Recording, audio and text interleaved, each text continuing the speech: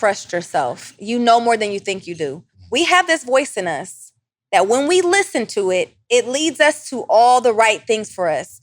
If something is telling you deeply to do something, go with this business, make this decision, go with it. Trust yourself. Do not second guess yourself. That's what's led me to all of my ideas. All right, listen, man. I got a free gift for you. Sponsored by my brother, Marquel Russell. Listen, he is going to give you the paid ad playbook. I asked him to give it to you, and I was like, yo, you got to give it to him for free. He said, all right. So he's going to teach you the 5x5x25 method. Now, I can't teach you that because I don't know it as good as Marquel. However, if you get the paid ad playbook, he's going to teach you this thing that has attracting 4 clients, 50 to 100 leads every single day. I'm talking about leads that actually convert. To this date, it's generated over $250 million in revenue for coaches, consultants, course creators, and experts in their field, okay? So listen, it's a 14-page action guide that's more valuable than 99% of these 997 courses that's out there. How I know? Because I got them all, okay? And he's going to give you a bonus training that's going to help you strategically strategize your own system. Strategically strategize your whole system. You need a strategy, fam. So listen, do me a favor. Go to socialproofgift.com. Socialproofgift.com. I certify, okay? He's the first person to help me make $30,000 in a week. It was crazy. No cap, okay? So go to socialproofgift.com. Check it out. It's free, absolutely free. Or text PROOF, P-R-O-O-F, PROOF, to 904-447-5274. The number's here, website's here. Back to the episode.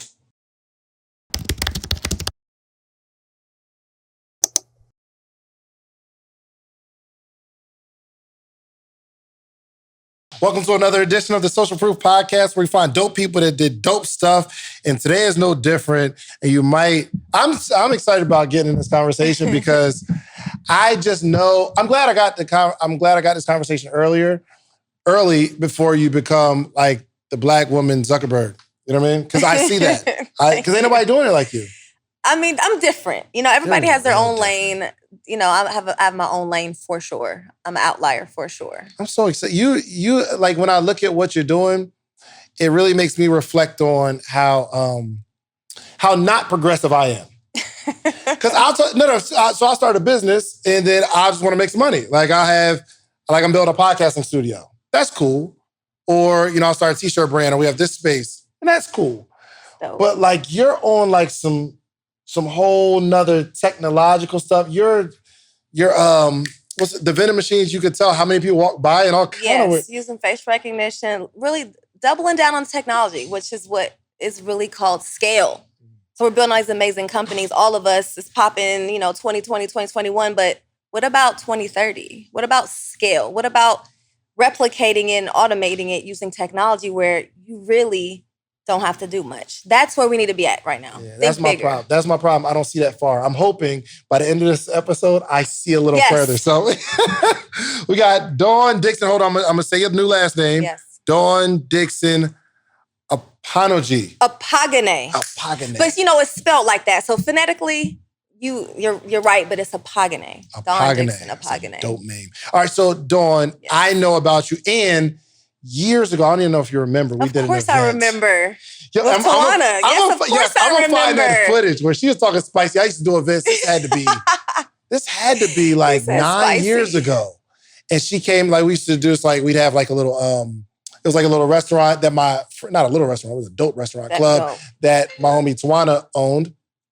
And we would do these entrepreneurial nights. Entrepreneur meetups. Mm-hmm. And you came and just killed it. Oh, thanks. You came and killed it. So, Dawn, how do you introduce yourself when people ask you? I say I'm an inventor, serial entrepreneur, investor. But then I'll go into that. I've started 5 businesses in the past now 20 years, 4 still in business. 20 years? 20 years. I've been an entrepreneur 20 years this year. Tell me about that one that didn't work out. What's that? You know what? They all worked out. Even my side hustles always worked out. So there is a formula. I have a formula that I do, but now, like I said, it's about scale now. I've created a lot of businesses, made a lot of money, but what about billions? Is that what you're seeing right now? Yeah. Okay, take me back 20 years ago when you first started your first business. What was it? It was called the Urban Star. So I went to school for tech. A lot of people don't know that. I went to school for tech in 2000. So I'm like a OG. I definitely consider myself an OG. And it was very early. I just wanted to understand the World Wide Web. I sound old even saying that. But I wanted to understand the World Wide Web. Like, what is this? How's this about to affect my career? I was in college and undergrad. And so I went to school for tech, and I learned how to code. I learned how to, network computers. I learned how to build games. I learned how to assemble computers, put them back together, fix them, all kinds of things. Like, it was overall IT program. But when learning how to code and build websites and use, again, I'm about to sound so old, Fireworks, Flash, Dreamweaver, Freehand, these tools of the Macro Media Suite, which was next level at the time, being able to build websites using this technology, that was like super ahead of our time, especially 100%. Black people. There was no Black people in my classes ever. It really just Indian men and white men. What did you go to school for? What did you want to be, though? Did you want to be this inventor or I wanted to be an MTV VJ. Okay. I wanted to be like Lala. That's what I thought. So I went to school for broadcast journalism. But when I was at my, in my major, I had to go get a job in my major, and I worked at the news station. And at that time is when they had me doing FTPing the news. This was the first station. What's FTP? So it's a transfer protocol to upload something from a drive, like a computer, to the internet, to the World Wide Web. This is in the 98. And so they gave me this job because nobody wanted to do it. Right. I sound so hella old, y'all. But I'm keeping it together. And so I'm like, all right, I don't want to do this. I want to be in the newsroom. But they're like, okay, you're the college student. Like, just do what nobody else wants to do, which was technology. And so as I'm in school to be a broadcaster, I'm learning technology because they're making me. Then I get interested because I'm like, wait a minute, I'm the only person here with this skill set. This is the only news station in Ohio that was putting news online, and it was after the broadcast. So after the broadcast is the reels, have to sit there, download the tape, FTP it up to the server, and then there's no live streaming. That doesn't exist.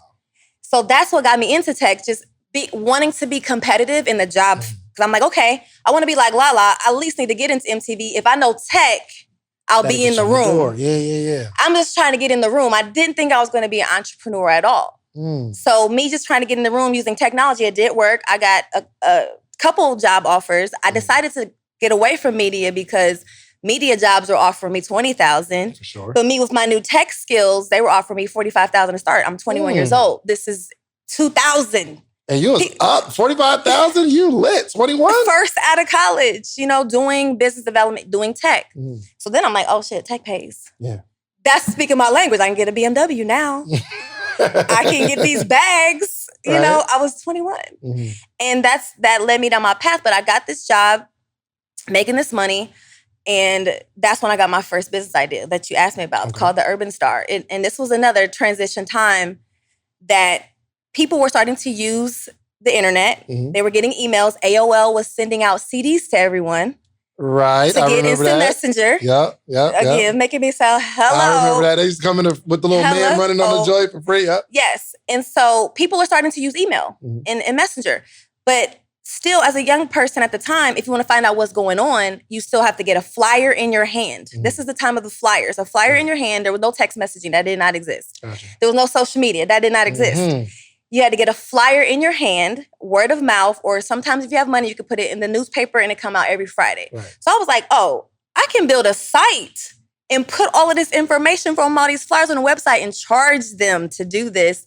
And I can collect all these new email addresses that everybody got, sweet sugar at AOL.com. Right. And I'm going to monetize these emails right quick, sure. because I knew tech. I understood it and nobody else really understood it. So my friend and I built a website and we started, posting events and it blew up. So your friend was in tech as well? He was in tech as well. He was a graphic designer and he was an illustrator. And now he's a professor in design today. But he was he taught himself, self-taught. There was, if you want to build a website, you have to build that with code. I had to hard code. There was no Wix or all of this amazing no drag things. And drops. No. You're going to hard code that. You're going to HTML, Java, you're going to do all of that. So we did that. And the fact that we had that skill, we built it ourselves. We built, which we were ahead of our time and I didn't know because I was young in Columbus, Ohio. But Brandon, my partner, built a streaming player before YouTube. I remember YouTube came out. He was like, you got to check out this thing called YouTube. And I'm like, oh my God, this is crazy, you know? But we had a video player on our site before YouTube came out. We had streaming music before it came out. But we were just like young tech people that didn't have any guidance and no mentors. And we were in Ohio. Right. What was the business though? The business was event site, and we charged for advertising. Very early days of advertising. So we posted events. We wanted. If you wanted to pay for a feature or an ad, we made a lot of money from online ads before algorithms. And we made a lot of money from email marketing, a lot, before spam. Wow. It was before these things, you know? So we just really were able to monetize simple advertisements online and emails. In 2005 was when I stopped, 2005. Why did you stop? Because that's a strong 4 or 5 year run. It was, and we were having over 100,000 hits locally, visits a month. We had a whole community. We had our own events, membership. It was just way ahead of its time. I stopped because it set my career in a different place. Like now we became a media outlet, and we were getting big partnerships in the city. All of the big restaurants, nightclubs, places were partners. It seems like the that's Urban the goal. Star. Yes. Seems like that was the goal. Yes, but then I became more in demand as what my talent and skill set was, which was marketing, building businesses, doing events. And a lot of people wanted to hire me. So I started my company, D1 Consulting Group, which is still in business today, 15 years ago, to then do side consulting work for people who wanted me to basically do what I did for my own business for them. Keep in mind, people didn't have websites back then. They didn't have digital marketing strategies. And they wanted that. Just to tell you a super how OG, I had to send out my weekly newsletter by BCCing and AOL. It took me 6 hours every Friday because you get locked out. And I had like 12,000 people. Every email address that I got it by hand. And then I had to type it into a Word document and then copy and paste it separate. And if one thing was off, I had to start all over again. 6 hours every Friday to send 12,000 emails. Can you imagine? I'm sure your email list is huge. Can you imagine? Oh my goodness. There was no email management tool that existed. Topica was the first one. It was before all of these. So it was just so early. But I was monetizing this. I'm like, you gonna pay me for these 100%. for these emails. But then I became in demand. They wanted that. And so I lost interest in my own business. And then I became self-aware. Like, you have to know when you start something, how long do you want to do this? For your life? Because I'm 26 at this point with a successful business that I'm tired of doing. That's wisdom, though, because most people have never heard what you just said. Yeah, like I'm tired of doing this. How long are you going to do this? Because you think you have the idea, you're excited. Yeah. This is going to be my legacy play. It's not typically like that. I wanted to do bigger things. I had bigger opportunities because of who I had become and my skill sets. And my partner was like, and he was like, I want to do this. So we were 50-50, which I also learned never to be 50-50. But I'm like, I don't want to do this no more. And I walked away from my own business that was making me money and paying for, I was living nice. What was that negotiation like? I mean... Terrible 26-year-old negotiation. Nothing like, let's sell it. Okay. Well, and then my friend Dante Lee, who owns blacknews.com, Black PR, all this now, he's like, I'll buy it from you guys. You know, he's building blacknews.com, which is blacknews.com today. Right. And I'm like, okay, what's this worth? I never heard of valuations in my life. I didn't know how to price this. Brandon sent me an email. I saved it to this day because I go back and laugh at it. Really? I saved it. He's like, this is what the business is worth. He's like, this is what the business is worth. We got, 12,000 emails, they 10 cents. And then he was gonna sell the business for like $20,000. Really, this legit business was worth like an M. Wow. Like literally in real life, if we understood valuations in tech. So he's like, I want to sell it for $20,000. And I'm like, that don't sit right with me. I don't understand none of this, but we didn't work too hard. We've been working for 5 years, $20,000. So he didn't want to budge. And I'm like, no. So I walked away. He did it by himself for like a year. And then he just kind of like shut it down, very sad. He's like, you're my Jimmy Iovine. I'm Dr. Dre. I need you back. Wow. But I have moved on to D1 Consulting. And it took me, we met in my D1 Consulting flat out time. That's when you and I met. Okay, so you had just got done, obviously, working with the business and you're consulting. And you're just helping other businesses kind of understand this tech space. Digital marketing, tech, leveraging emails, like leveraging the internet, the World Wide Web that they called it. Let me ask you, what is going on right now that's equivalent to where you were in terms of what is it that's new that people can't really figure out? Blockchain technology and real world use cases of blockchain technology. The blockchain is the internet to me in my mind. I've seen it. It's the same. Like the adoption, except for the internet is just was crypto, ain't the it? internet. You know it's not. Oh, I love how you do this. No. The only thing I associate blockchain with is cryptocurrency, because I know when you sell something on the blockchain, the money follows some other money, and it's like a ledger. I learned that last episode. Yes, it is. It is a ledger, but it's a network, and it's a tool that you can build things on the same way that the World Wide Web is a network with many branches. And I honestly the protocols of HTTP ... www. These are calling to this place in the network. Same thing as the blockchain. But see, people are building currency. Bitcoin is a currency built on the blockchain. And it's a very secure currency, which is why people are big fans of it. And it's been going on a long time. And I heard about Bitcoin a long time ago. My friends were buying it, but they were doing bad things with it. And I didn't trust it. So I missed out on the Bitcoin's $2 wave. They were selling drugs on the Silk Road, on the dark web, on the Silk Road, which is now shut down. But it was a whole underground web where you could buy anything you can imagine, including human beings. And they was buying drugs. But again, my whole tech life is very vast. Oh my gosh. So when they were like, you want to get on this because we're flipping this? I said, no, I have a child. I'm not trying to go to jail. And no, I don't want no Bitcoin. Right. Actually, don't give me no Bitcoin, please. Right. It sounds strange. It sounds like a drug, don't it? I want a Bitcoin. No. What is this? No. I'm like, how are you buying this? Bitcoin? What is that? We just pay. I upload my money. They give me Bitcoin. Then I trade the drugs. No. If somebody would have said, hey, it's a digital currency built on this ledger and it's very secure. Like they didn't even understand what they was doing with Bitcoin. All these people that are like Bitcoin whales right now, a lot of them were shady people, a lot of them in the early days, and they were doing stuff and they didn't realize that what it was going to be. They were using it to just conduct other kinds of business. Now, not every single person, but I would say a lot of them in the early days of Bitcoin, because you couldn't trace the source of this. So a lot of, trafficking and things were happening on the dark web, which was called the Silk Road. And you had to, there's a web behind the web. You had to get in behind that, which only really tech people really know how to do. Who built the blockchain? Who built it and why did they build it? I don't know the answer. I wish I did. I don't know the ansor of who built the blockchain. That ain't scary though. Like, I don't know who built engineers came together, multiple engineers, like who built the web, who built the World Wide Web. Like we don't know. But engineers collectively came together and started to build these chains. And it started small. That's why, and then it just more chains, more information. Then you can fork off, okay, this is a branch of this information. And it just spread. And now it belongs to the world. But there's so many amazing use cases. So with people, I am a very active crypto investor. However, I invest in businesses and projects that I believe in and I understand. I'm not a trader. Now, I make a couple gambles. Oh, yeah, for sure. A little couple gambles, some little Doge, some little Shiba. I don't know what the hell that stuff is, but if I can get it to 1 cent, whatever, $1. But those are gambles. But I invest in businesses that I've been following since 2017 when I did my own crypto offering. I did a secure token offering my own self. I was the first female to do that and raise over $1 million. And I did a token offering in 2019.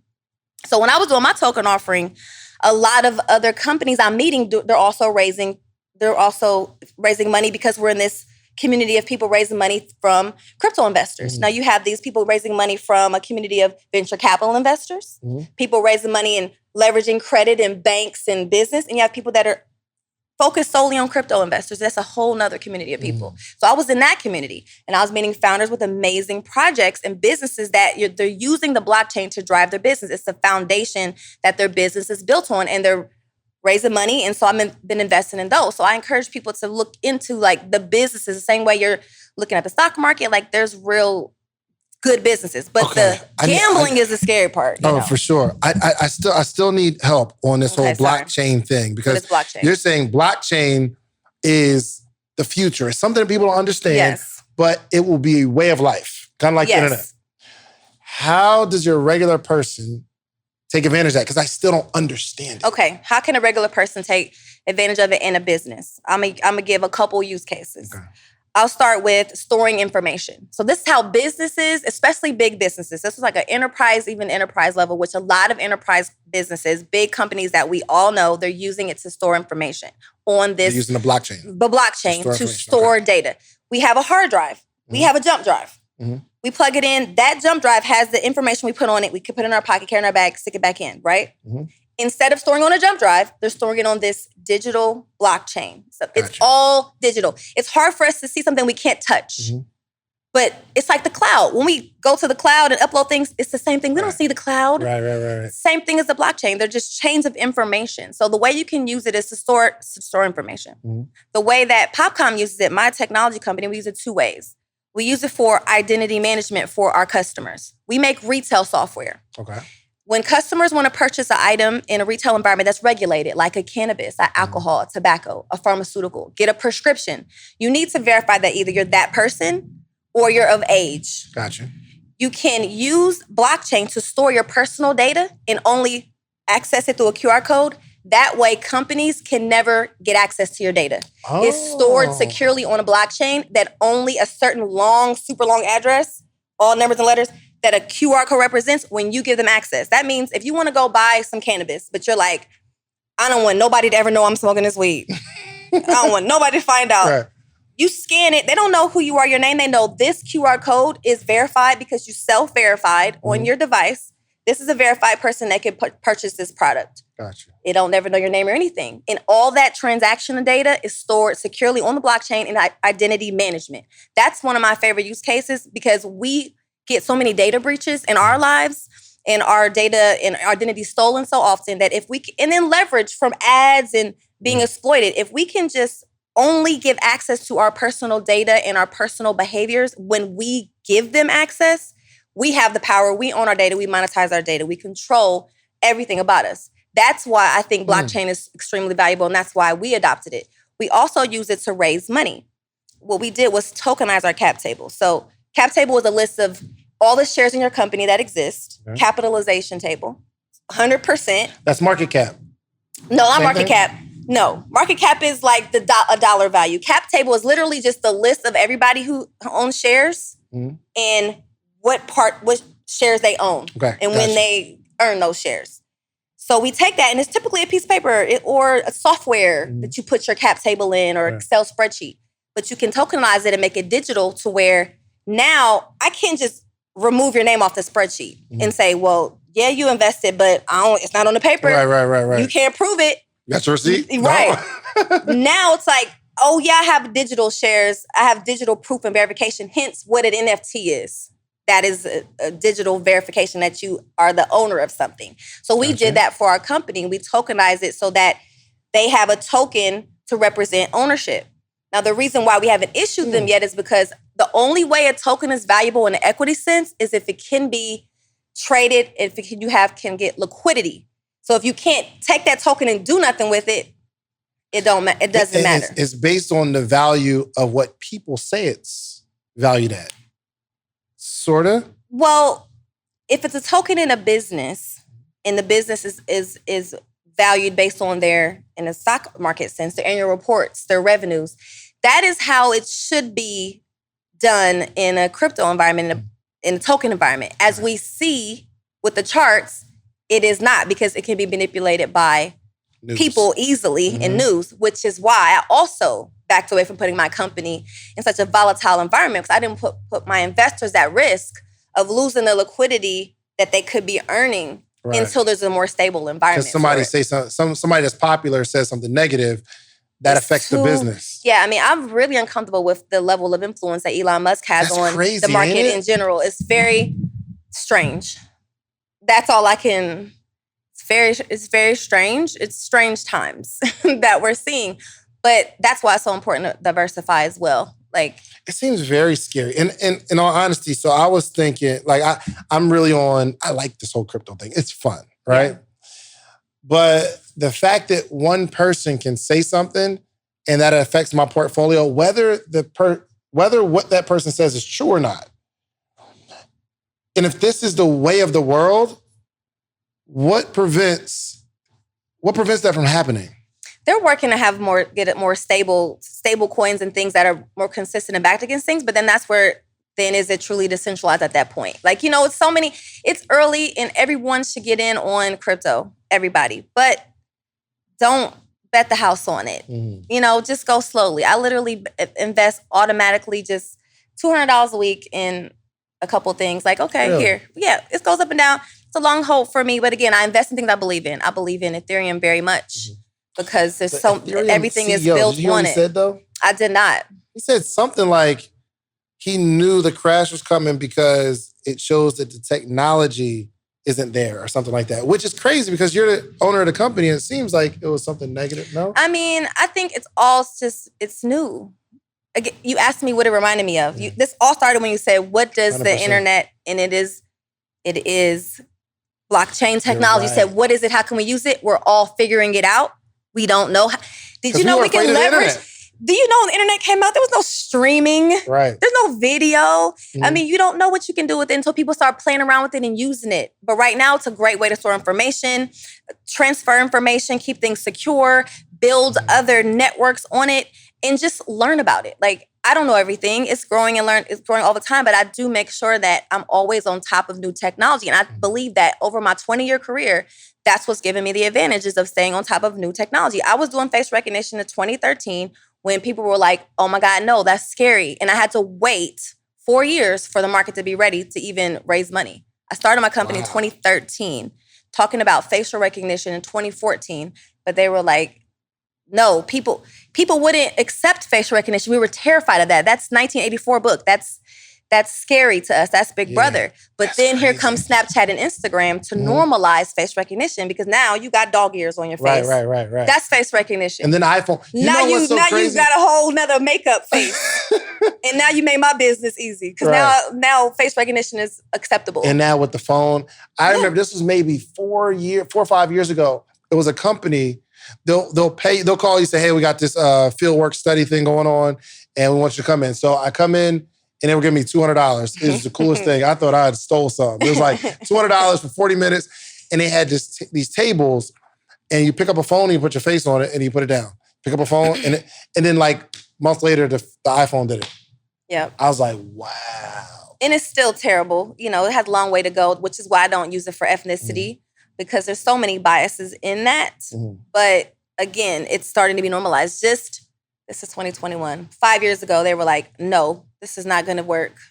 And I had to wait. Goodness gracious. I just got more excited about crypto because I remember even when the internet there was older people saying, I don't trust no internet. They gonna take they're on it. Yeah. My dad had a flip phone till last year. He had to come to the other side, bro. He had to get a smartphone. Now they have to. You got to get a smartphone now. Like they're going to have to adopt it. They're going to have to use it. Online banking, yes, everybody has to use this. But then we also got to think about this, and I'll tell my husband this. We talk about this.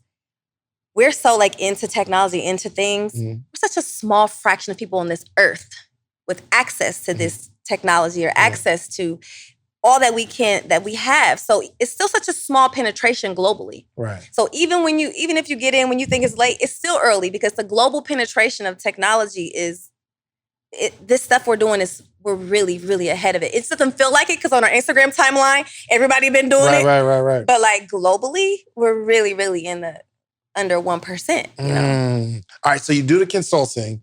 So tell me about the rollout heels. Flat out heels. Yes, men always get it messed up. I remember when you told me it was just the only thing I could picture was people coming out the club with their shoes in their hand and not happen to be nasty with their feet on the ground. Yeah. Yes. So what gave you that idea? That I used to definitely be a very active person in clubs around the country. It was amazing. But also in my career in D1, I did events. So I did a lot of events in Atlanta. And I would see women walking out of the club and my own self, my feet would hurt, but I would not walk barefoot. That wasn't going to happen. But I would have flip-flops or sneakers. It just didn't go. Or you see the women who are wearing business suits, but then sneakers. It just didn't go. So I'm like, at this time, I've been an entrepreneur 10 years and I wanted a new challenge. And you were just doing consulting for that. I was doing consulting with a lot of companies, events, brands, just a lot of consulting. But I wanted something different. And I was getting I see my time span is 5 years and I'm ready to move on. I've learned this about myself. So I know my end game in the beginning now at this point. But I was like, okay, I need a new idea. I need something new. I want my own thing. And the idea came to me. I was out in Miami, and this was in 2000. This is 2021, 2011. Mm-hmm. And I said, why isn't there a vending machine where women could buy shoes when their feet hurt when they're out? Because I'm out right now, and I don't even have a backup pair. And I did a survey on Facebook, and 200 women replied. And I was asking questions. Would you carry shoes with you? Would you buy them? What's the price point? Do your feet hurt? All these questions just to make sure it was an actual business that people would. And overwhelmingly, yes.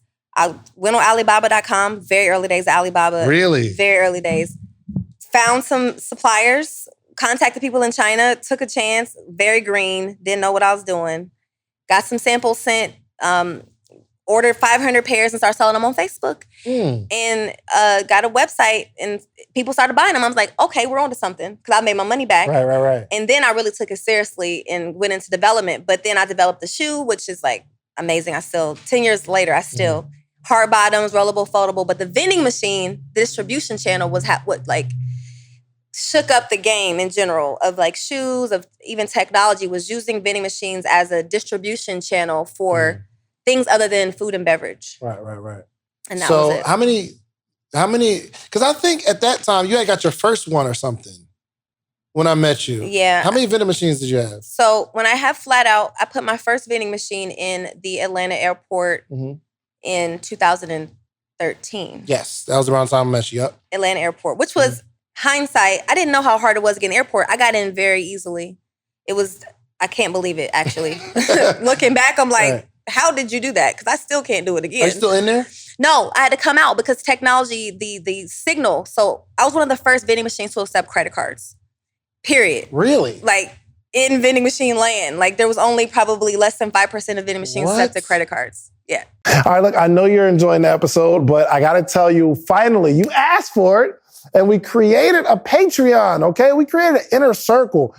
We have amazing stories, amazing information, how-tos from the episodes. The only thing we're missing is a community. So it's about that time. We put together a Patreon, we put together a community because we have to have conversation around the information. So even this podcast we're listening to right now, there needs to be conversation. I want to hear what you got. Like, let's throw some stuff back and forth. And because we're like-minded, we're all going in the same direction. When we connect in a community, we can connect on other stuff outside the community because we're building real relationships. Okay. So check out the Patreon. We got 3 tiers. I don't care what tier you join. The support is appreciated. Okay. Thank you so much. Now back to the episode. And so, how'd you come across that? Did you think that up, or like I knew it happened, and then I seen people were starting to come to market with it. It was coming. It was coming. That's what I said. My gift is being in the front of things, but I'm an early adopter. And when you're first, you suffer through the pains, and then other people get super paid after you. That's my path. I'm fine with it because I'm still straight. I need to know what you was doing like a year ago. I see people get super paid after me doing it, and I'm like, I just brought this out. Right. So, let me know what you was doing like a year or 2 ago, because I'm gonna do it now. It's got to be ready by now. Exactly. And so, but why did you take it out? Of that? So in order to process a credit card, you have to be attached to a signal. So it wasn't hardwired into the internet from a wire. It was wireless signal through credit card processing through a cell phone tower. Right. So we tried Verizon, we tried AT&T. One of them aren't even in business anymore that we tried, Sprint. And the signal, it was not strong enough to connect to the credit card reader. So I couldn't sell product because my machine was always down because it was like 2G, period. Right. We're in like 5G. This was like 2G is the maximum that you're getting. And you're in an airport that's old and that's concrete. And so they were like, we can't have a machine that's out of order. So this is after about 2 years though. The problem started happening. They were happening. Bread. But it got where I definitely made money and I learned a lot.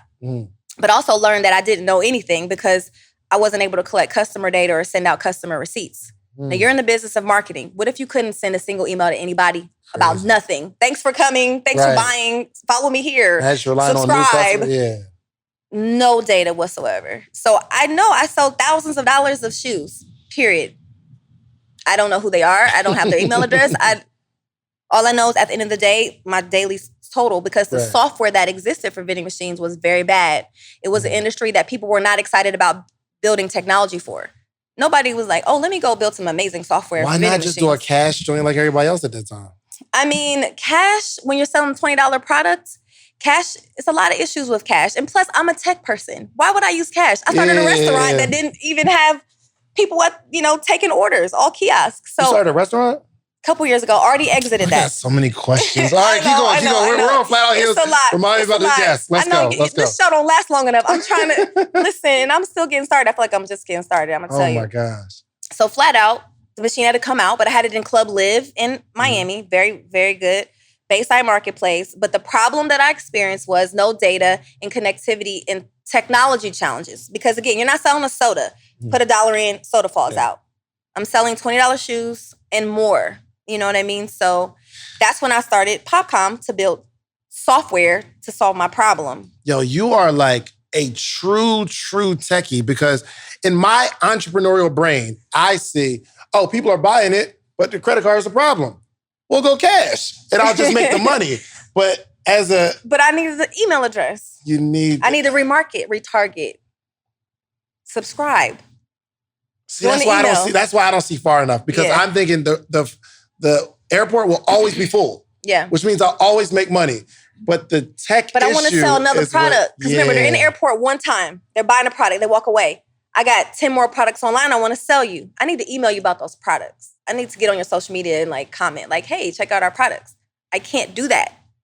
Repeat customers is big. I understand, but a business that makes you money because you can't I wanted to make more. I wanted to have higher conversion rates.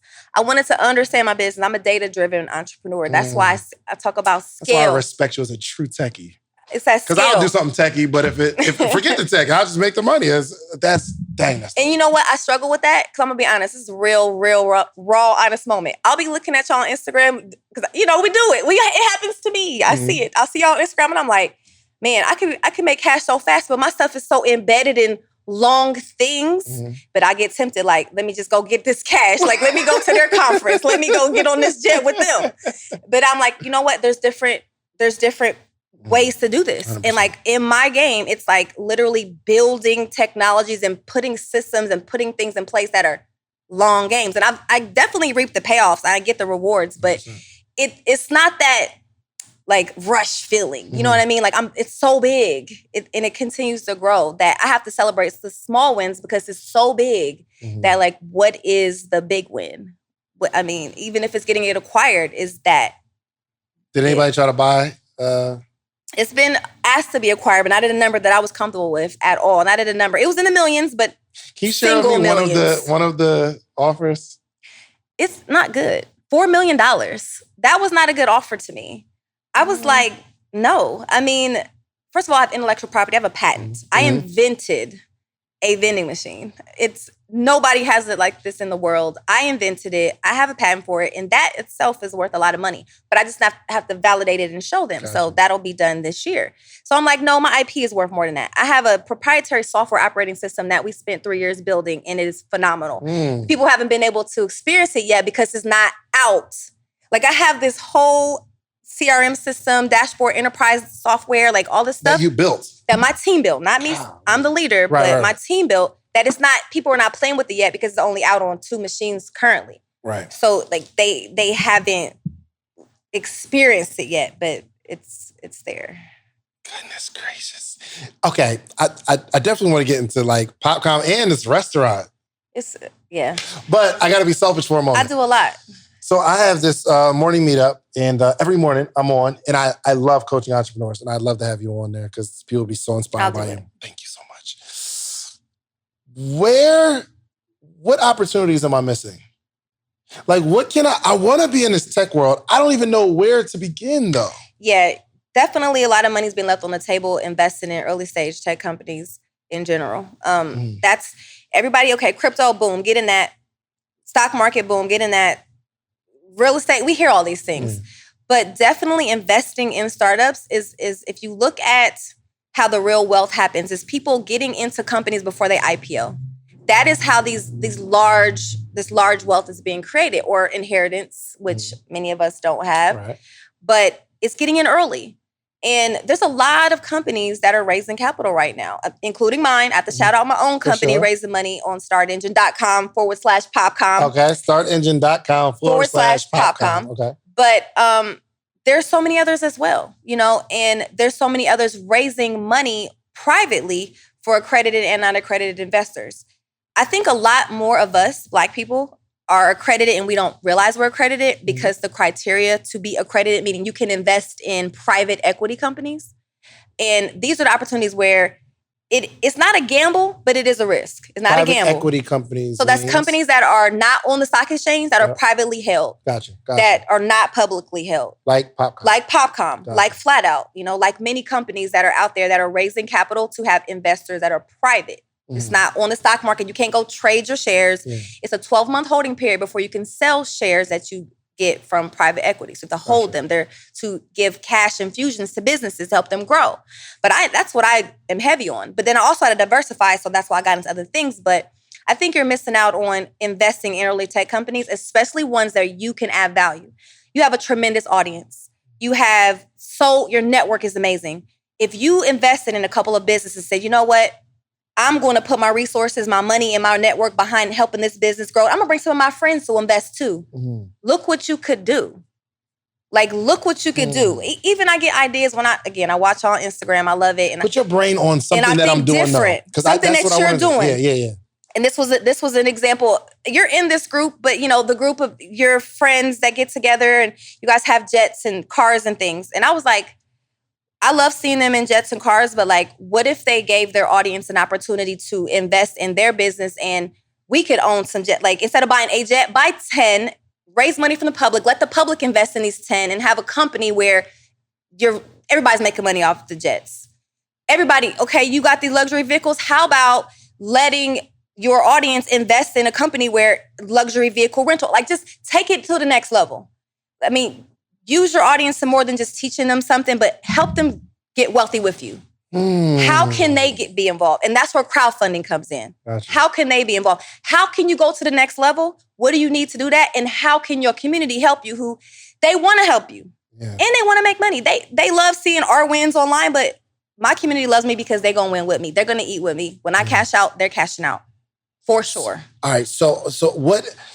I feel like I need to create something outside of those are amazing jobs. But I'm talking about how can I guess I'm asking for some of your IP. You know what I mean? What's your number one thing that you're focused on right now? My number one thing that I'm focused on is my morning meetup community, continuing to grow that, and my podcast. So I'm building a podcast studio as well. So it's media.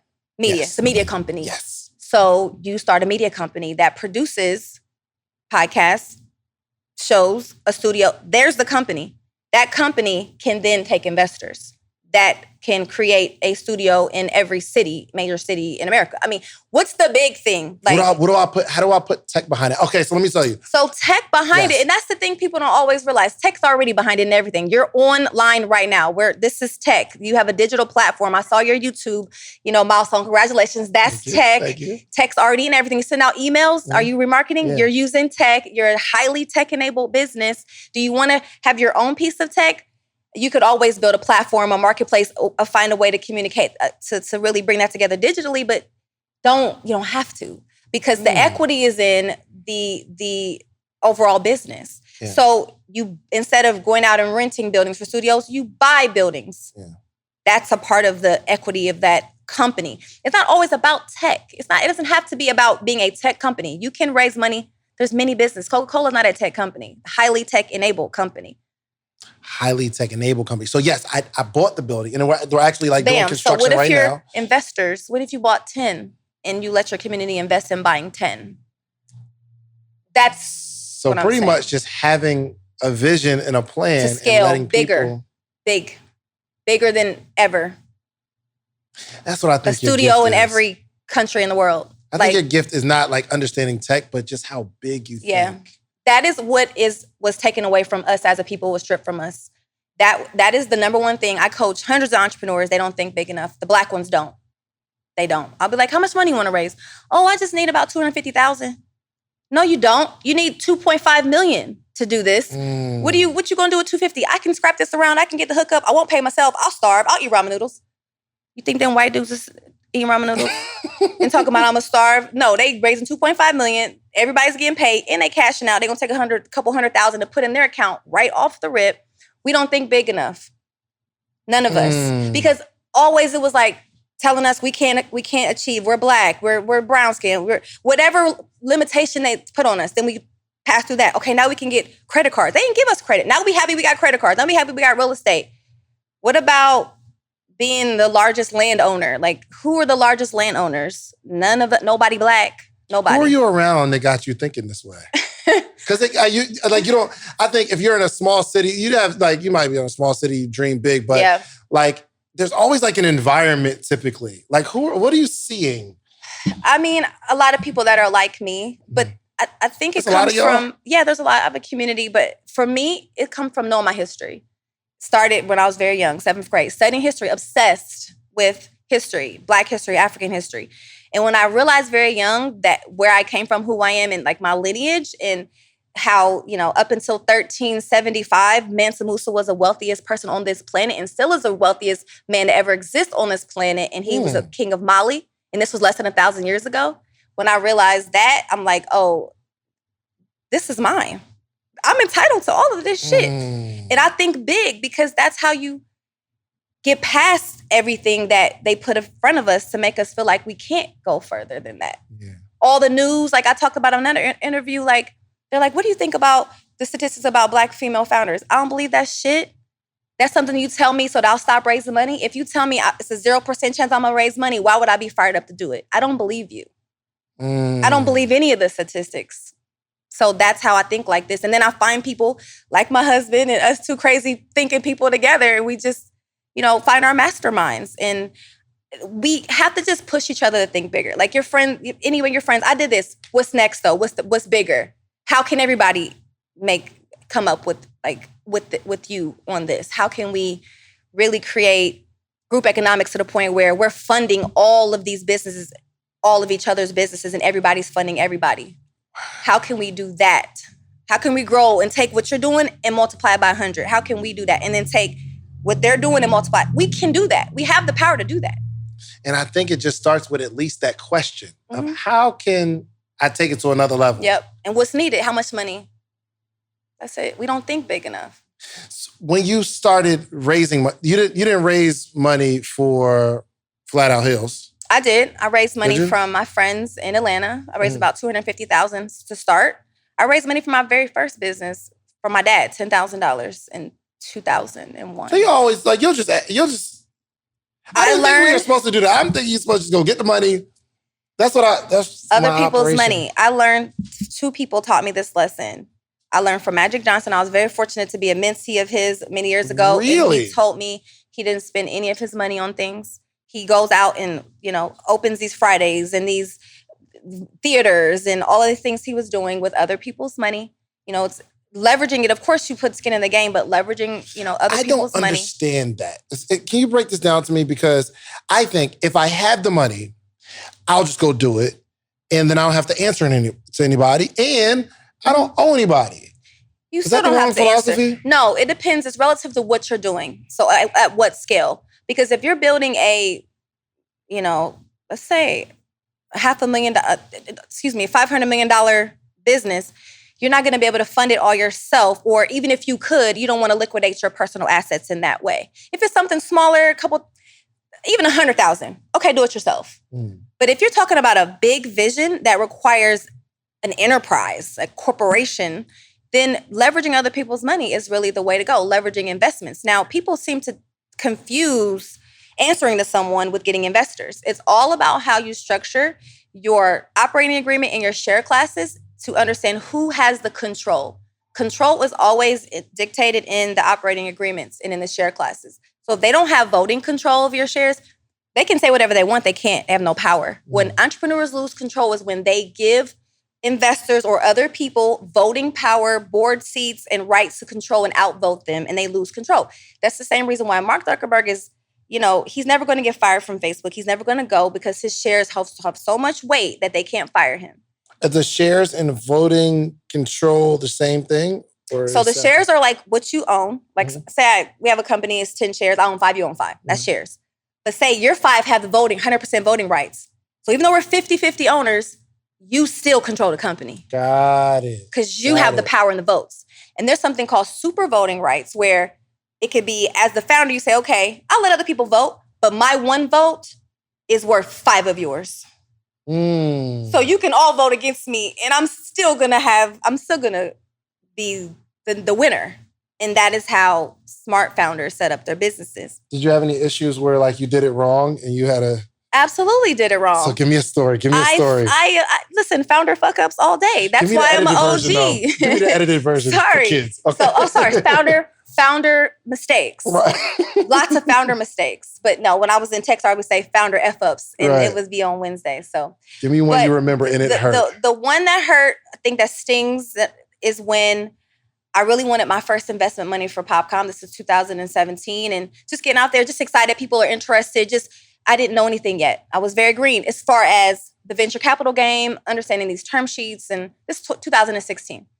And so I got to get money. So people are saying, oh yeah, we can be in our accelerator program. Mm-hmm. I'm so happy to get an offer that I just basically sign the offer that I get. Like, okay, you're going to give me $35,000 and I can build this out. Okay, 8%. I didn't understand. And even the fact that 8% is so high for $30,000, but the fact that these shares could not... Who gave you that? An accelerator program. $30,000 for 8%. And what is an accelerator program? So it's a program that they invest in you to help accelerate your business. There's 2 types of programs, incubator and accelerator. An incubator kind of houses you, grows you like, incubator, but they don't give you money. Accelerator gives you money, tools, mentors to accelerate. And then hopefully by then you can raise a bigger round or get to the market. Gotcha. So I wanted that money. I needed that money. And I didn't really have my abundance mentality that I have today. There is no scarcity. You don't need anything. Everything's already yours. I didn't have that fully. Yeah. So I was real thirsty for the money and didn't read it completely, didn't understand the legalese that gets blended in that a lot of us don't understand. Mm-hmm. And essentially they have shares of my company that can't be diluted, meaning they're always going to have a large share. Their 30,000 is now worth millions. You know what I mean? That's sharky. Really? That's like Shark Tank, real Shark Tank. So if you're a good investor, you can come up. I mean, they're coming up. Wow. I'm not mad at them because investors are always out for their best interest. It's up to us to understand our term sheets, get our own lawyers, have our own education. You can't be mad at somebody if they get over on you and they gave you the paperwork and I signed it. But they gonna eat. Sheesh. I mean, they gonna eat good. Goodness gracious. But at the same time, they took a big risk by giving me money when no one else had given me money. And that is the argument for early stage venture deals when they'll say, well, we're making a big risk. You don't have nothing. Mm-hmm. Our money's gonna give you the next level. But at the same time, I feel like you should be able to cap it in a way. So that's where the control comes in. Can't be diluted, meaning if you bring on extra they still hold their position and they get more shares. They still hold their position. It can't get diluted down. I got diluted down. I used to own 100%. Then it just goes down from there. Well, thank you for going through it and actually sharing the testimony because we wouldn't even be thinking of that. It's important to read every line and have your own lawyer at all times. Yeah. But it's also important to know it's good to take money from investors, but you have to understand how your company is set up to who retains the control. Mm. You retain the control, though. I have the control now, yes. Gotcha. And I was able to, thank goodness, get a really good attorney to help me renegotiate things and reclaim my company. I mean, I could have lost my company.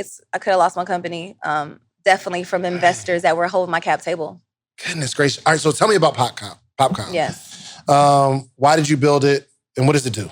As I said, I built it to solve my problem with Flat Out. Mm-hmm. I was selling shoes and vending machines. Wanted to know customer data. Wanted customer email address. Wanted to send a receipt.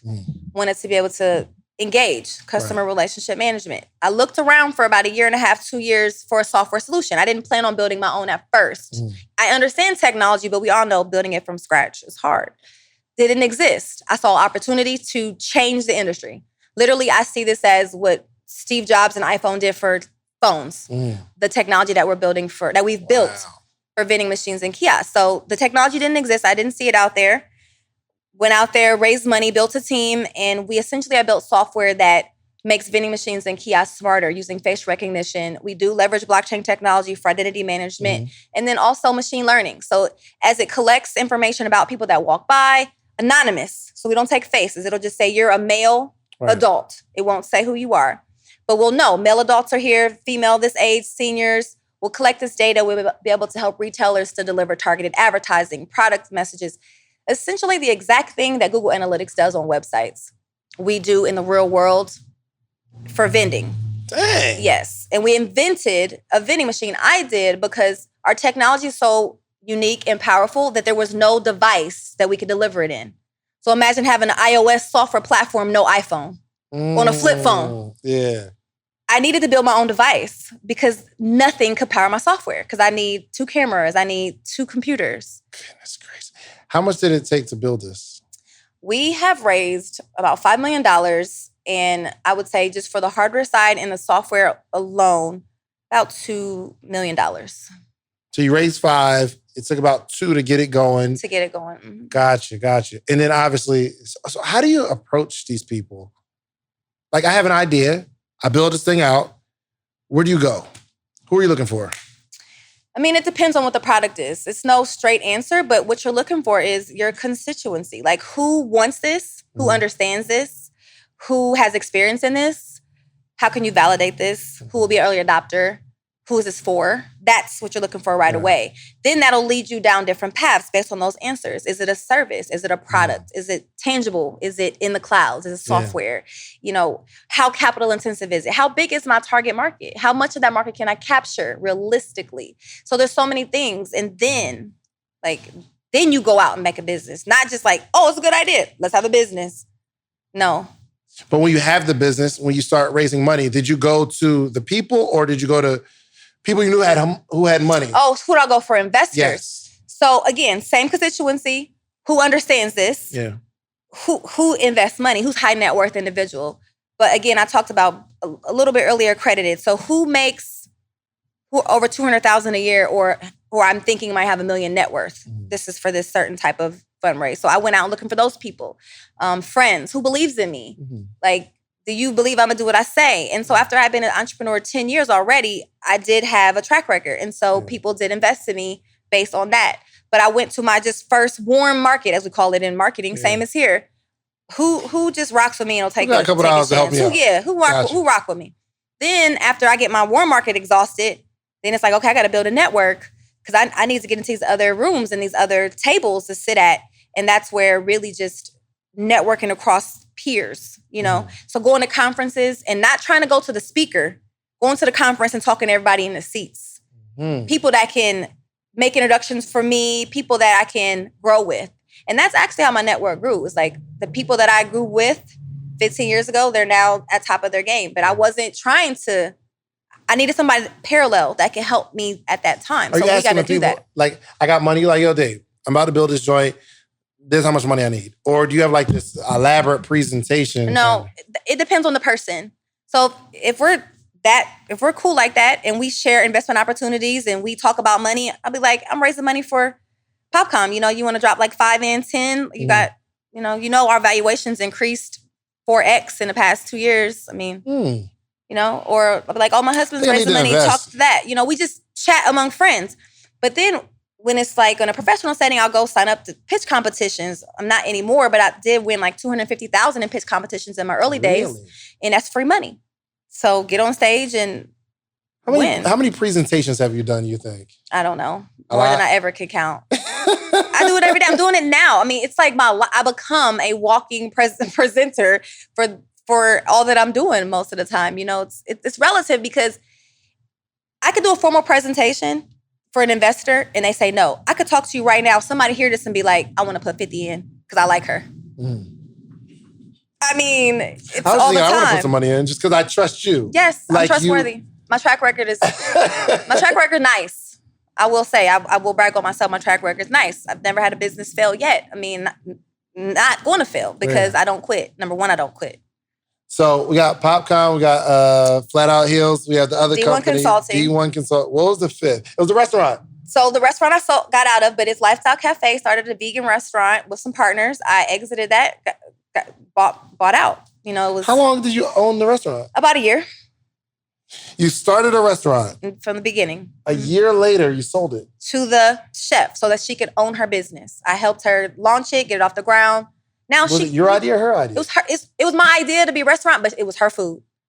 Like, make this into a restaurant. I'll help you grow this and build this into a business, into a restaurant, but your food's amazing. And so I put the money in and the team and helped it grow. And then it was time for her to take, that's her dream. It's not my dream. I'm an investor, you know? Okay, hold on. Let me ask you. Did you have the idea, y'all want to do a restaurant, do this, and then you find her to put her in this Her vision? food was good. And I said, there needs to be a restaurant with this food. Oh, so you had her food Yes. and said, yo, there needs to be a restaurant. Yes. And there's an empty vegan restaurant that just closed down and it's turnkey that's for sale. And we can buy that and just flip it right into another vegan restaurant. Buy the building or buy the business? Buy the business. The business, the storefront, everything inside of it, and just turn it into something else. Did y'all buy the building? No, we did not buy the building. Gotcha, okay. The owner would not sell it. We bought the lease of the other restaurant. Gotcha. Mm-hmm. And it's flourishing.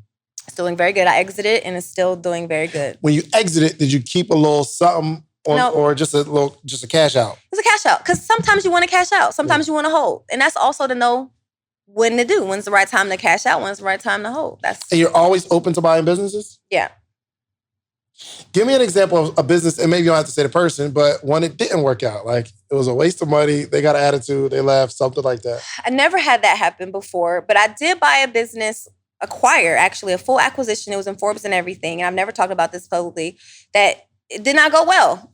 I bought the business. It seemed well, but then all these back things and some paperwork and some people came out the woodworks, and now we're in court, Right now. Now, I should win. I feel like I'm going to win because I paid a lot of money, in the hundreds of thousands. And I don't have the business. I don't have it. Yeah. So you bought software. it from somebody you thought I bought owned it. I bought the company, and essentially the company had outstanding liabilities where their outstanding liability, they kind of, what's a basic word? I had a lien on it. Mm-hmm. Like, no, you can't sell this to them. You owe us money. And it was like, okay, so that didn't go well. I mean, I project that it's going to go well. It's going to turn out right. At the end of the day, it did not go well. And all of my plans were at a complete halt. So it's been a whole year that I bought a business and spent hundreds of thousands on it and redid the whole software, built this new business. And now I can't have it right now. So again, paperwork and legal things happen. We made a whole announcement. It was in Forbes. Like, it was a big deal. Really? I acquired a business. What was it? Can you tell me since it's public? Yes, it's public. It's a company called Wiser that I acquired. What did they do? They're a smart data gaming survey company. So it's like Survey Monkey, but better, way better. The best I've ever seen. And we acquired it. And it was a whole deal. It's like an equity deal. You can package deals. So it was equity deals, undisclosed, but it was very good deal. Mm-hmm. And we're still working on this. And I'm even talking about it now because I really, in my heart, am leaning towards probably exposing the investor who's doing this, because it's an investor that claims that they invest to help Black and female and minority businesses to thrive, but they actually came after a Black and a minority woman over very little bit of money. I'm telling you. They came to you. They came to me, trying to threaten Popcom, which I always have to do its best for Popcom because I have many stakeholders. So I have to always look what's in the best interest of my stakeholders. So I had to back away and be like, all right. And so I had to essentially rescind the sale, but I didn't get no money back, none of my stuff back. So I'm like, all right, it's like you buying a house. It didn't work out, but you keep the money. Right. No. That hurt. I never talked about that before. Goodness gracious. But I do want to definitely expose them when the time is right, because it's wrong. And investors do mess up things to founders all the time. They don't talk about it. A lot of the founders you see like out here, it looks like everything's all good, but people do very, very extremely shady things behind the scenes. Give me a business that you're really proud of, though, that you invested in. I'm all of them, but of mine, one that you invested in. Of my portfolio. So not none of mine that I started. Portfolio. My portfolio. I'm the most proud right now of my husband's company, actually. It's called Scissors. And it's mobility and logistics as a service. So they initially started out. No, you gotta slow down. Sorry. Mobility and logistics. As a service. Yeah. So they started out providing on-demand haircuts for people want to get a haircut, come into your office. Mm-hmm. Get a haircut. You don't want to leave here, they come to you. Yeah. That was what it started. But then the pandemic hit. And they're like, oh God, our whole business is in person. Nobody's coming to cut anybody's hair. You got COVID. How can we be safe? And so I invested in this business because I'm an investor and I really believe in being able to offer services on demand to people. It's not just for rich people. Your barber can come so you can get your hair done at home. I've always got my hair done at home. Yeah. But then he pivoted to autonomous vehicles. And that's when I'm like, this is the future, because we all know that all the companies like Uber and Amazon, they're already pivoting to autonomous driverless vehicles. We know it. So to be able to have an autonomous vehicle pull up and cut your hair, give you a service, makeup, hair. Hold on. This isn't like a robot cutting your hair. It's a vehicle that pulls up with a person in it. Okay, gotcha. To give you a service, but no driver, autonomous.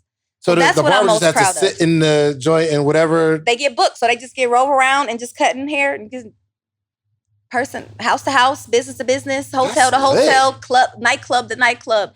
So of all the things that I invested in during the pandemic, Scissors with their amazing pivot to autonomous, which is definitely the future, and then Unoma House, we talked about before we started, the vans, those are the ones that I just am so proud of. Tell me about the vans. I'm excited about that. Yes, the vans is essentially converting container homes and sprinter vans into tiny homes. Sprinter vans into tiny homes. Into tiny homes, okay. And then you can build, more elaborate containers into homes. But it starts out as the sprinter vans, which I bought a sprinter, got it converted. Unoma House did all the conversion. The founder currently lives in a box truck that he turned it into a home. He lives in it full time, and it's a whole home. He was on the Today Show recently for this. He's the first and only Black conversion company in the country. And it's like a glamping experience. So imagine you going out with your family. You want to go camping, you want to go out in RV, but you want a bathroom in your, so it has a bathroom, a shower, a kitchen, a bed, Wi-Fi, a workspace, and you could just travel. So my husband and I are going out for 4 weeks in the van and going all over the Pacific and mountain and in this.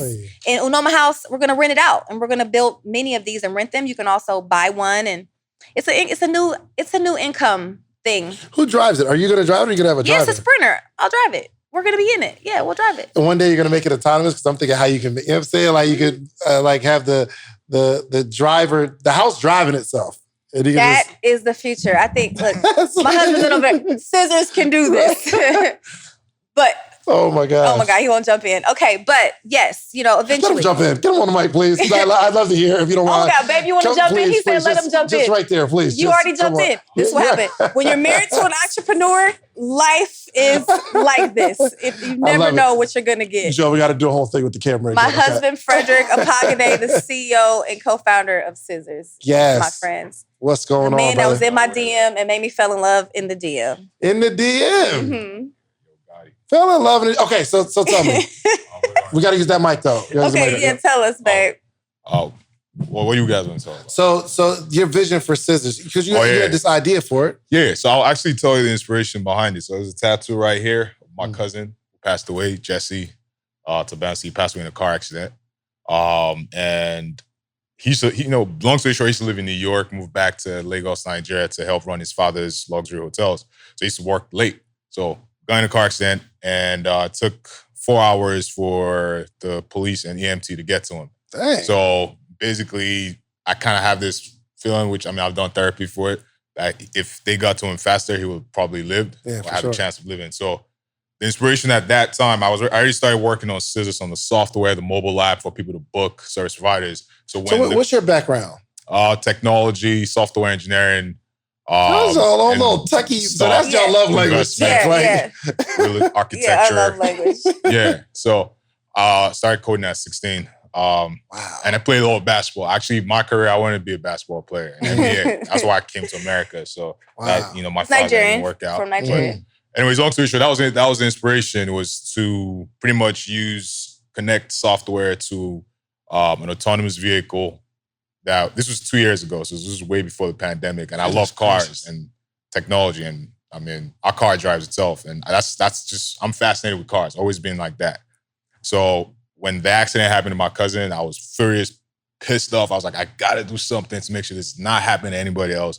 I'm a technologist.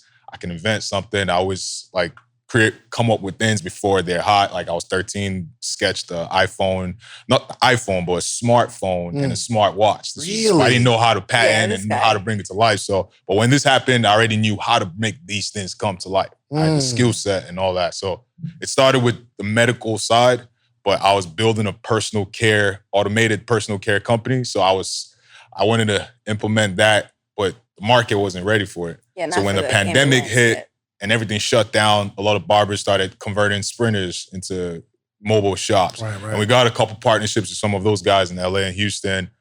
We wanted to scale that to 1,000, but being that one, I'm a child of the universe, always contributing to making the environment clean and sustainable. I was like, scaling 1,000 sprinters is not a good idea because that would contribute to polluting the environment. So I figured, okay, we can make it electric. Mercedes doesn't have the electric sprinters out yet, and they cost, it's not a lot, but it's just, they're not out yet. Right. And then the other challenge is if you have 1,000 vehicles, you need at least 3,000 drivers. And recently, people are not even taking jobs anymore. There's a job shortage, so it would be a nightmare to get 3,000 drivers, especially truckers are quitting and, because again, there's employment checks and whatever, and trading stocks on stock Robinhood and stuff. Yeah, everybody rich now. Everyone's rich now, so the whole thing was to pretty much eliminate that friction. And okay, is the driver available? Is there someone available? How does the vehicle come to the office, to your preferred location? Because that's what it's about, convenience. We're literally, with our name, Scissors, the ethos is, with the object scissors, like reducing the size of an object. So scissors means our ethos is centered in reducing how long it takes you to receive a service, to receive a product. So in the very near future, within a year or two, with the same autonomous pods where you receive the vehicle, receive the services in,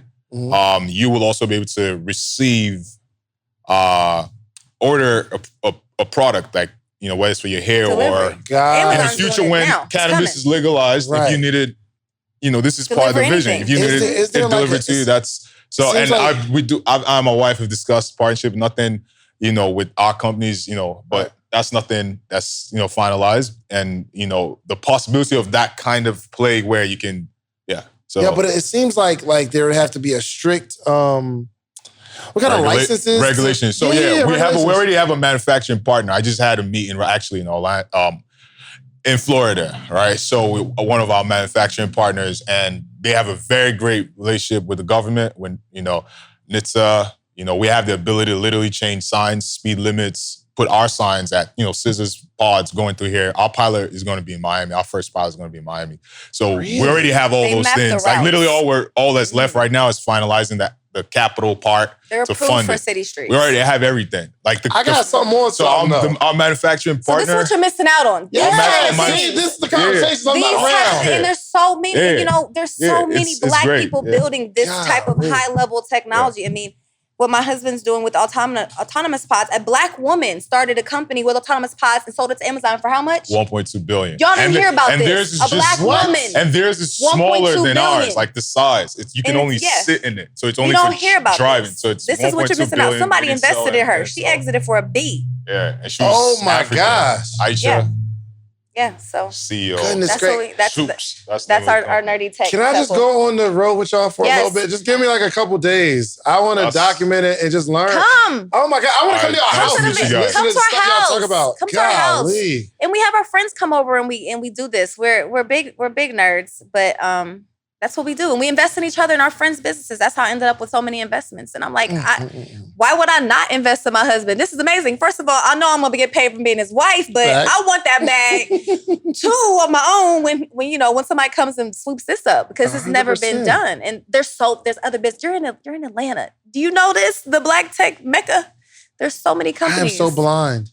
Yeah. I need to find more tech communities. Yes. I would like to help you do that, because a lot of cash is circulating in you and your network, and that needs to be moving to some of these tech companies too. They need your platform, your influence, your understanding, your network. They have amazing technology with no person in the forefront. Most of them are literally just heads down building, and a lot of them are engineers. And so they're not charismatic. They don't have followers. So they're not getting their ideas out there. So I started my blog. So actually, I'll send you my link. I have a blog that I started. Please. Every month, I'm highlighting companies' top angel investments to watch. I put 10 out just this week. I put some early out this year. And also my husband's company was featured in there. But I posted on my blog angel investments that I think are really good that people should look at.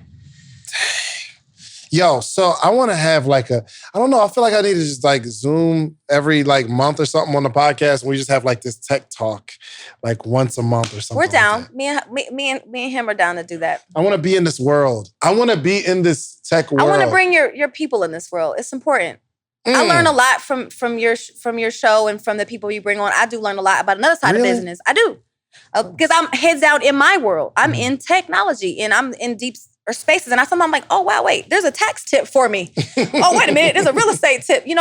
But we also need to, make sure that our people are getting in on these long games where these black millionaires and billionaires are being made with exits. We see it happening with the Jay-Z's and the Nas. We see this happening already. They're exiting these tech companies. But what about like all of us? We can all get in on this. Do you only invest in tech companies or do you No, I invest diversify.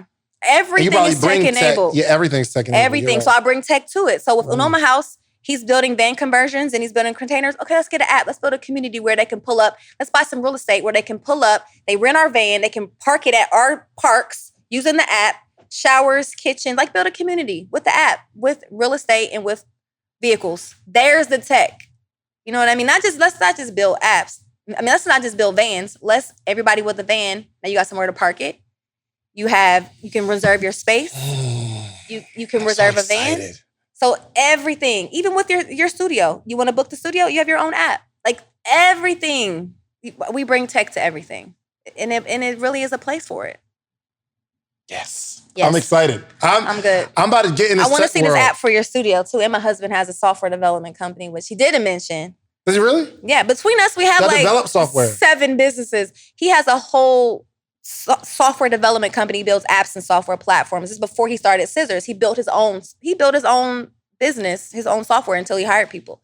So yes, you got to have it in-house. We got all of the tools in-house. That's what I'm talking about. Yo, thank you. I'm sorry. So before, I got to hear about this restaurant. Oh, so it's a restaurant. You said nobody could walk in though.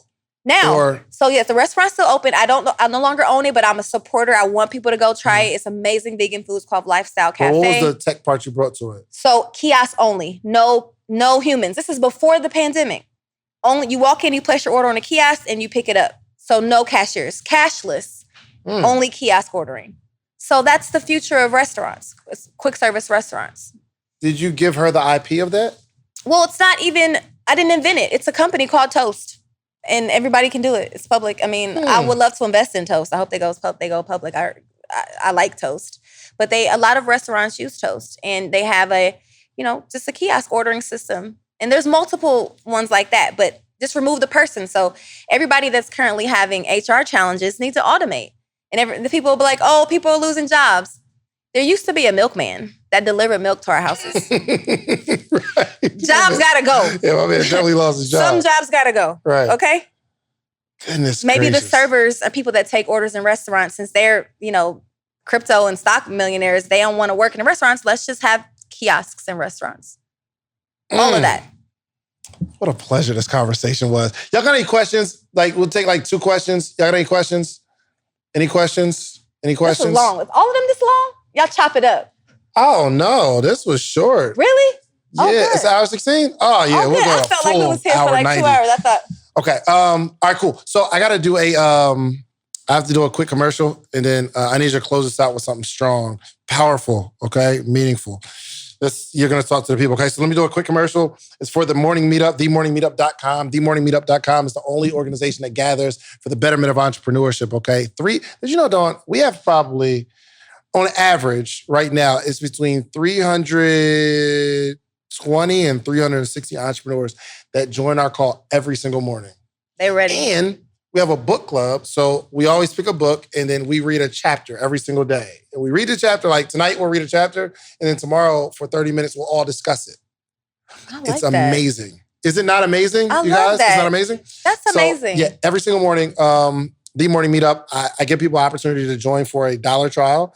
And after that, it's only $79 a month if you want to stay. If not, you can just leave. And I definitely need you on because there's so many brilliant minds there. Yeah. And I need somebody like you to help people see past what they can see. I would love to. I think it's very dope. It's so important for us. And thank you for doing what you're doing because you don't have to do that. You don't have to talk to people every morning. Yeah.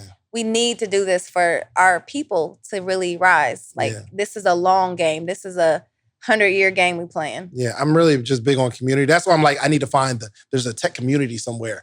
And if I can just get in the community, I'll be fine. There's certain buzzwords and I'll learn vocabulary words and I'll just be around. Like, this conversation just opened my mind to a million different things. So yes, go to themorningmeetup.com and you'll see Dawn in there, okay, one of these days. I'm gonna pull up.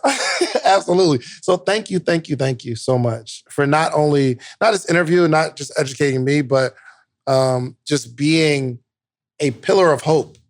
You know what I mean? Like, there are some women who, before this, they didn't see the possibility.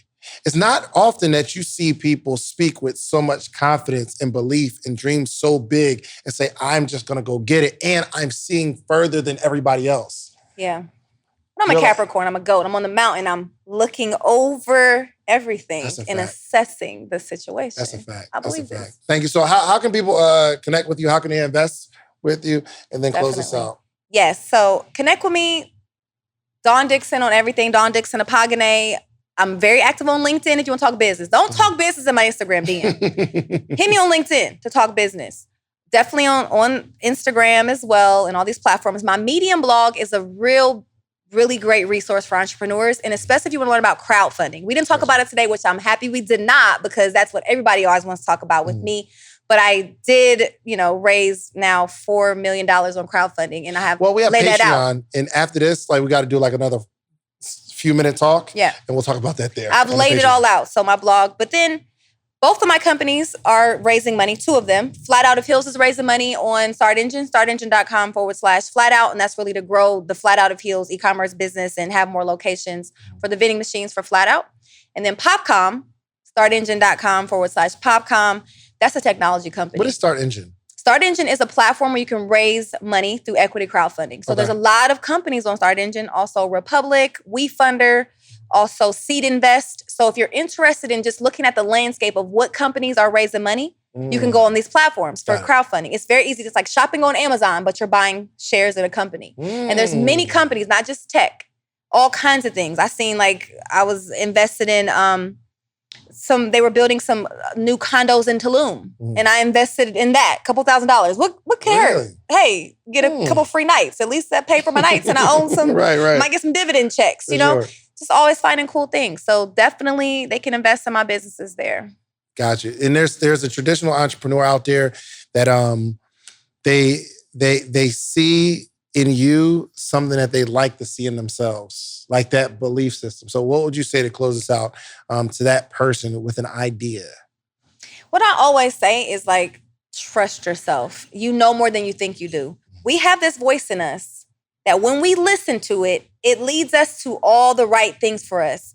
But doubt, fear, someone else's doubts, people projecting, not having confidence, we will not listen to that voice. If something is telling you deeply to do something, go with this business, make this decision, go with it. Trust yourself. Do not second guess yourself. That's what's led me to all of my ideas. And I've essentially kept solving my own problems. So if you're listening to this and you're like, yeah, I have this idea, I want to do this, or I want to go this route, but people tell me I shouldn't, but I feel that it's right. That is the best advice I could ever give, is to trust yourself, because everybody's going to tell you how to do your business and how you should run your operation and what you should do, or give you an idea, but only you know. And then if someone else is doing it, it's so important to know that it doesn't matter if somebody competes with you. It doesn't matter if someone tries to steal your idea. They cannot, because what was downloaded and given to you is uniquely yours, and you're going to do it the way you do it. That's why so many people can sell hair products and Coca-Cola and sodas and tissues and chairs and microphones, because everybody has a place. There's enough money for us all to eat. There's no scarcity. There's only abundance. There is literally enough for us all. So just go for it and trust yourself. There it is. You can't close it out no better than that, man. Do me a favor. Go get you some social proof, meaning go build something. But I want you to remember how you built it, document the journey so that you come back to your community and teach them how you did it. All right, we are out of here. Make sure you follow Dawn. What if I told you for $1, I will introduce you to hundreds of entrepreneurs every single morning this week? From all across the country, you'll be able to talk to hundreds of entrepreneurs, and I'll coach you. I'll coach you for $1 this whole week, and I'll introduce you to some of my successful friends for $1 this week. Would you Would you take part in that? Well, go to themorningmeetup.com because that's exactly what we're doing here, okay? The only organization that gathers entrepreneurs every single day for the betterment of entrepreneurship, okay? Every single day, Monday through Friday, we gather, we're growing, we're learning. We got a book club. Have you ever seen hundreds of entrepreneurs reading the same book every single chapter, every single day? We're growing together, okay? You need the environment to grow in. Themorningmeetup.com, $1. I'm gonna give you all of this for $1. If you wanna stay, great. It's $79 a month after that. If not, no obligation. You can leave whenever you want. All right? Themorningmeetup.com. I'll see you in the morning.